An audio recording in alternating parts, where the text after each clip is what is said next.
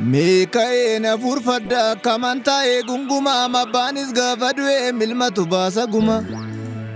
Ilmoo du'aaf dhalattee wareeggiin du'an oolchuu gootaa fi beekaa malee Oromoon lugnan nalchu. Ilkaan naachaa garaadha kanaaf jira liqimsa makka leencaan barooda maafan taa'ee imimsa.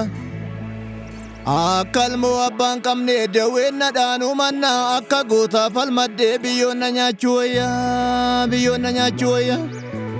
Kootee koforeen beeku gabaadhaan bita malee sobeedhaa daddeen beeku mittu mallita malee. Adda leenca gurraacha dabeessi dhaabbataare maqaa lammii koo kaasuu natuun qaaneffataare.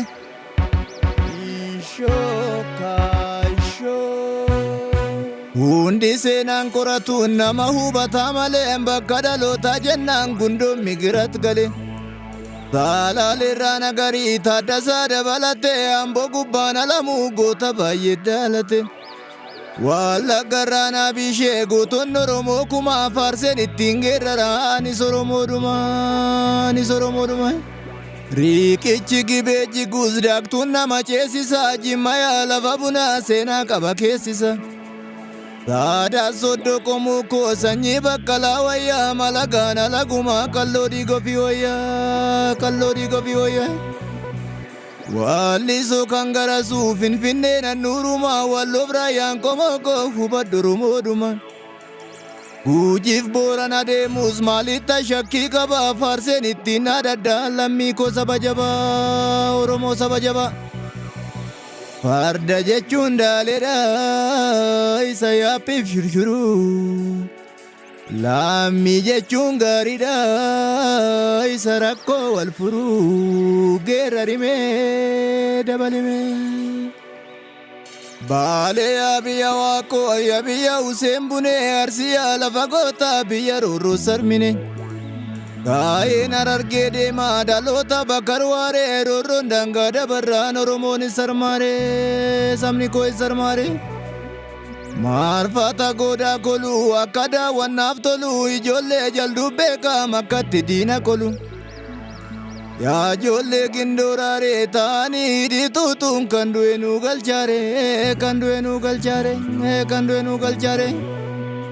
Yoona malee yoo miree kalloo mucaa joobiree yeroon diida bulanii yeroon diina muranii.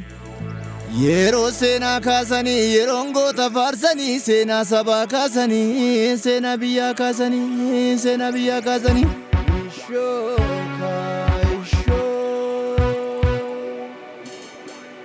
Mana guddaa dulloomee dagalee dura bu'aa milma namaa garboomee sagalee dura du'a. Abbaa koo gaarii koo kutaa kee kuula maruu natu kuula marsiisa maqaa kee duula baruu natu duula barsiisa.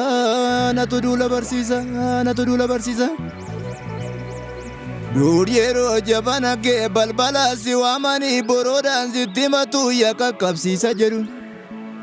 Amma moo jabana koo tokkicha na waamanii lammaffaan na ifatu yadadhabsiisa jedhu. Abbaa goshoolee koo mabbaa goshoolee koo jaarsa koo bortaalleessaa yaasa duriisaa leenca. Kaawween keenaa sidaaree wajja giraadha malee mucaan keenaa tudhaaree gara didaadha malee. Kormi gaaneen nalchinee maal gochuu dallaa bulaa ilma lammii faarsinee hin ta'u dabaaqula.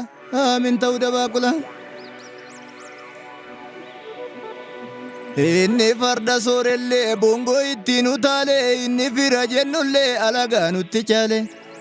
Kan adeesse haati koo takkaallee ittiin gaabbitu dhiigni koos yoo lola'e Oromiyaa haa bituun. Walqixxee jirra jedhu meetaa wal gaafadhaa walqixxeen eessa jira walqixxee waaqa bira.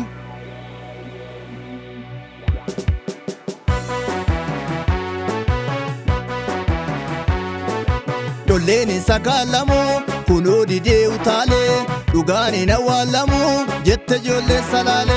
Jijjigaa manaan godhu inuman dhiiga malee yartuu siriyyaan godhu inuman dhiisa malee. Ilmoo du'aaf dhalatee wareeggiin du'aan oolchuu guutaa fi beekaa malee Oromoon lugnan nalchu.